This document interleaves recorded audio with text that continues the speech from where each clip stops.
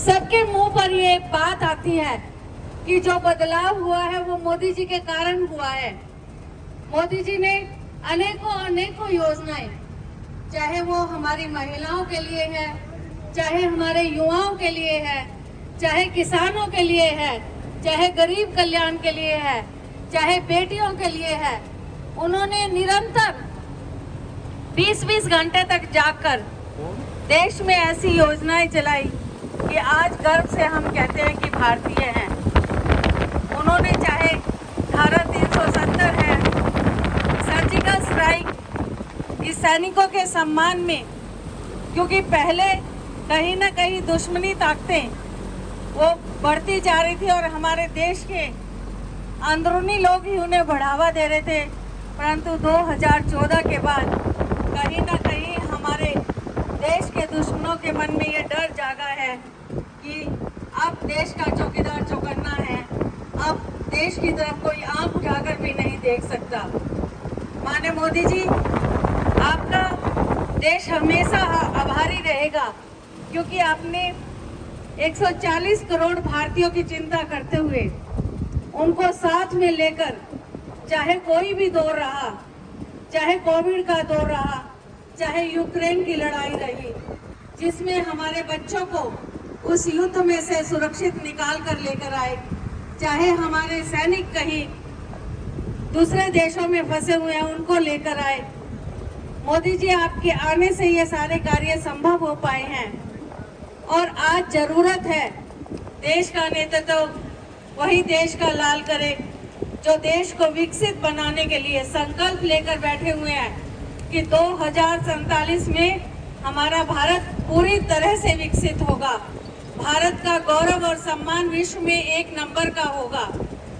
और उसी के निमित्त हम देखते हैं प्रदेश में पूर्व मुख्यमंत्री श्री मनोहर लाल जी ने जो विकास के कार्य किए, हरियाणा एक और हरियाणवी एक की नीति के साथ 2.5 करोड़ हरियाणा की जनता के साथ समभाव से उन्होंने योजनाएं चलाई, चाहे वो पढ़ी लिखी पंचायतें हैं, चाहे बेटियों की शिक्षा है, चाहे महिलाओं के सम्मान में महिला थाने हैं, और भी अनेकों योजना, उज्ज्वला योजना जिसमें घर घर तक सिलेंडर पहुंचाए।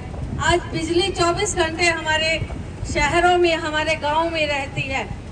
माननीय मुख्यमंत्री जी, आपने निरंतर प्रयास करके प्रदेश का विकास करवाया है।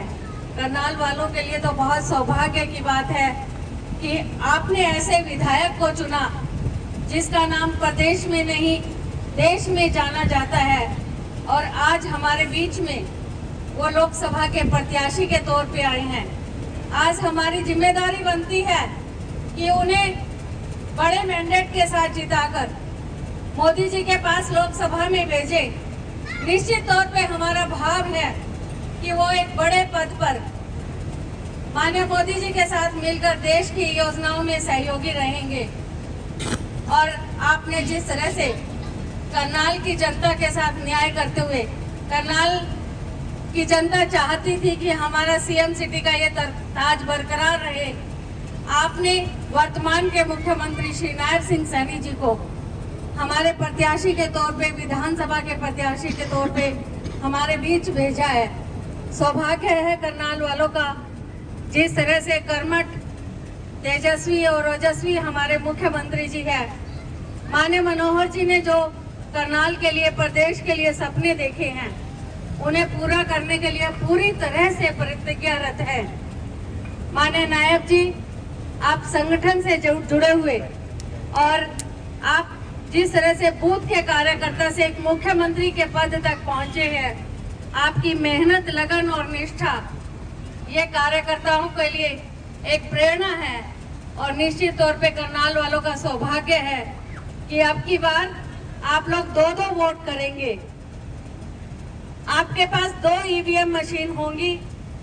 एक ईवीएम मशीन में आप विधानसभा के लिए वोट करेंगे, एक ईवीएम मशीन में आप लोकसभा के लिए वोट करेंगे।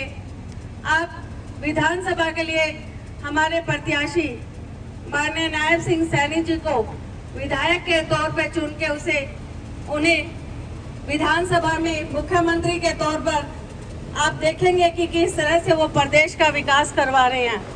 और लोकसभा में माननीय पूर्व मुख्यमंत्री श्री मनोहर लाल जी को जिताकर आप लोग उन्हें मोदी जी के पास भेजेंगे।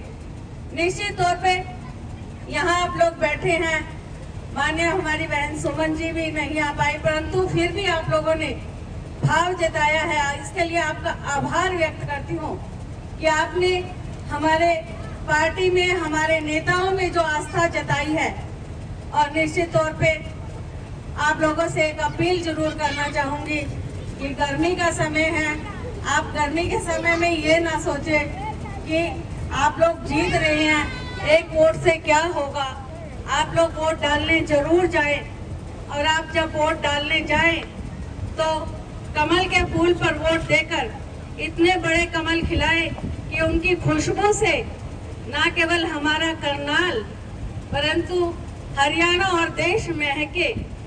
आप लोगों ने जिस भाव से ये कार्यक्रम रखा है, मैं एक बार आप लोगों से 2 नारे लगवाऊंगी, मुझे विश्वास हो जाएगा और हमारी आवाज़ माननीय मुख्यमंत्री जी तक पहुंच जाएगी। हम यहाँ से वाल्मीकि बस्ती से आश्वासित भी हो जाएंगे। और एक और निवेदन कि हर जगह माननीय हमारी बहन सुमन सैनी जी, माननीय नायब जी, माननीय मनोहर जी नहीं पहुँच पाएंगे, परंतु हम लोग जिम्मेदार नागरिक होकर हर एक घर में पहुंचकर हर एक घर का कुंडा खटखटाते हुए हम लोग निवेदन करेंगे कि अपनी वोट कमल के फूल पर जरूर डालें।